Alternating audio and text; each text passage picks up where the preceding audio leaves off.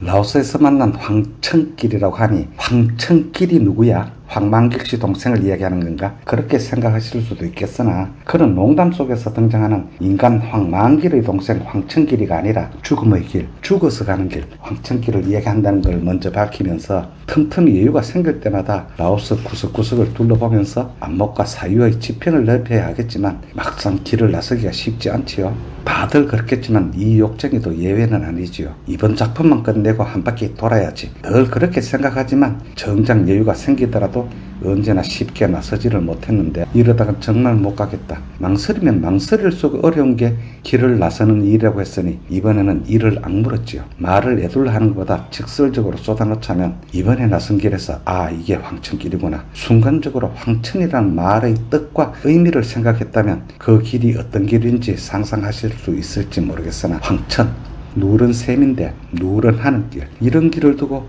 황천길이라고 할 수도 있겠구나. 그런 생각이 순간적으로 들었을 때 몸이 오싹해지면서 본능적으로 그 길을 벗어나야 하겠다는 생각이 들게 마련이죠. 혼자서 자주 다니는 편이라 어지간한 데서는 놀라지 않는데 이번에 라오스 쏙살을 들여다본다고 나섰던 길에서는 계획한 대로 다 돌아보지도 못하고 중도에 접은 건 너무 모르고 출발했던 탓이고 또 타고 간 차가 한국산이었기 때문인데 혹시 라오스에 오시더라도 가지 말아야 할 길이 있습니다. 어떤 오지 탐험가라도 말리고 싶은 길인데 애초에 여행을 계획한 데는 라오스와 베트남의 경계를 이루는 쌈누아였지요. 이번에는 그쪽으로 올라가서 유네스코에 등장된 미스테리 폰사반의 항아리 평지를 보고 라오스 북부의 자연경관이 품고 있는 비경을 눈에 담고 싶다고 생각했는데 15년이 다 된 늙은 차의 에어컨이 갑자기 먹통이라서 비엔티안 시내 정비소에 가서 손을 보는데 차에 전동 오토바이가 실린 걸 본 정비사가 이 욕쟁이는 어디를 가나 처음 가는 길에는 반드시 전동 오토바이를 싣고 갑니다. 그건 대형 선박이 항해하면서 갑판에 구명 보트를 싣고 다니듯이 구명용 비상 이동 수단인데 어디서 차가 잘못되어 고립되더라도 그 자리에서 구조를 기다리기보다는 구조를 요청하러 찾아다녀야 한다는 몽골에서 체득한 생존 전략인데 일반 엔진 오토바이는 무거워서 혼자 싣거나 내리지도 못하니 꼭 작은 전동 오토바이를 싣고 다니는데 그 차에 실린 전동 오토바이를 본 정비사가 수상한 낌새를 챘는지 어디 가는 길이라고 묻길래 쌈노 쪽으로 갈 거라고 했더니 버다이 안 된다는 말인데 이 차로는 도저히 불가능하다고 하길래 그 불가능이란 말에 오히려 도전해볼 만한 길이라고 생각하고 늦은 시간에 출발했지요. 그 정비소에서 다시 쌈노아 공항을 찍어서 위치를 검색해보니 거리는 702km, 예상 소요시간은 17시간 반 정도로 나오기에 이틀에 걸쳐서 간다고 생각하면 아주 여유롭게 산천을 구경하며 갈 거라는 생각이었는데 그건 무모한 기대감에 쏘는 지극히 주관적인 판단이었죠. 늦은 시간에 출발했지만 방병까지는 고속도로 갔으니 별 탈이 없었고 방병에서 루앙프라방 쪽으로 180km쯤 올라가면 까시라는 마을이 있는데 그 구간은 도로가 별로 좋지 않지만 자다가 가다가 도로가에 차를 세우고 또 자다가 잠결에 또 가다가 까시라는 곳 마지막 주유소 문을 여는 시간에 맞추어 도착해서 기름을 가득 채우고 어슴푸레한 산길을 더듬어 본격적으로 출발했지요. 까시라는 지역이 워낙 고도가 높은 지역이라서 별로 올라가는 줄 몰랐는데 비포장 좁은 도로를 1시간쯤 달리다가 날이 밝아서 보니 이 욕쟁이가 달리던 길은 어느 험준한 산맥의 구분응선, 그건 도로가 아니라 인도라고 해야 할 정도인데 도로 한쪽으로 까마득한 절벽이었고 발날에 구름이 펼쳐져 있고 구름 사이로 작은 산봉우리들이 끝없이 펼쳐져 있었는데 우리나라 산악지방의 도로처럼 개울 옆으로 난 그런 길이 아니었어요. 2시간을 넘게 달려도 마주오는 차를 한 대 못 보았으니 통행량이 없는 도로라고 생각했는데 그것이 아니고 아마도 그 시간에는 트레일러들이 잠을 자는 시간이었던 모양인지 그 뒤로 트레일러가 한 대씩 오는 게 아니라 4대나 5대씩 무리지어서 오는데 그 도로는 베트남에서 들어온 물자를 쌈누아에서 폰사반을 거쳐 라오스 북부로 수송하는 지름길이고 주 도로였던 모양인데 트레일러 무리를 만나면 한 4대고 5대고 지나갈 동안 그 자리에 서 있어야 했죠. 건기의 산악도로의 비포장이라 폭삭폭삭한 흙먼지가 발목이 빠질 정도로 쌓이는데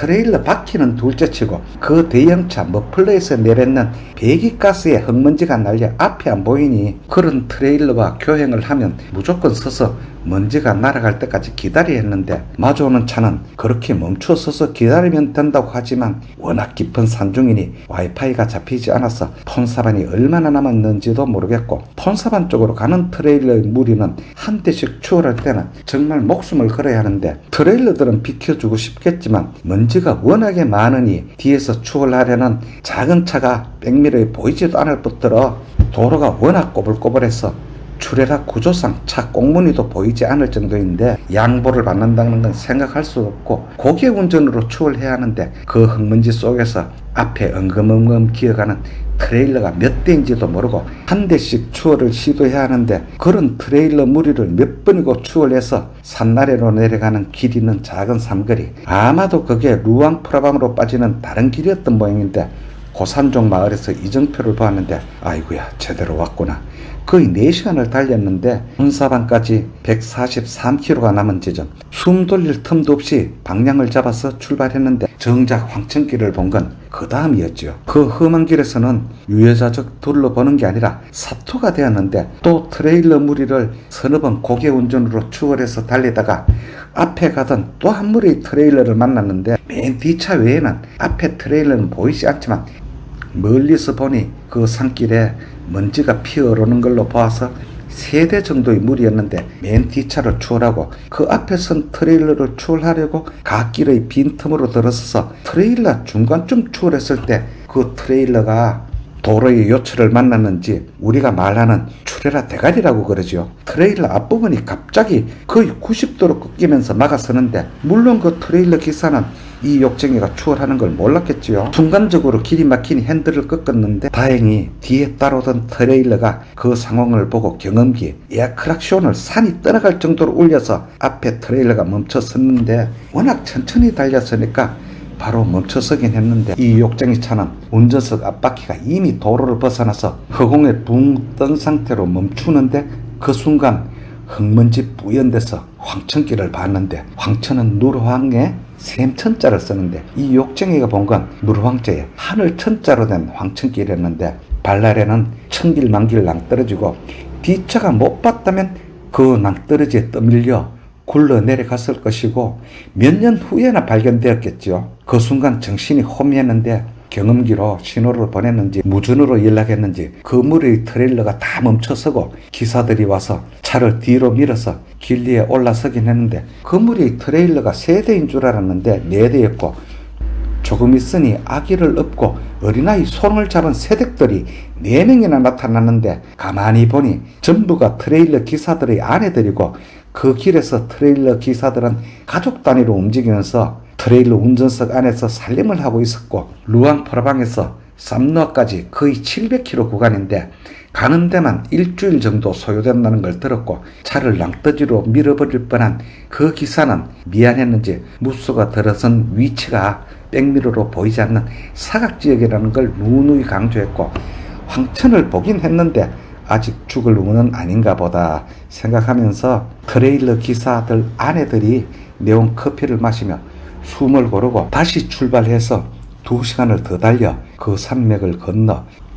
폰사반 쪽으로 내리막길을 내렸으니 초등학생들이 하교를 하고 있던데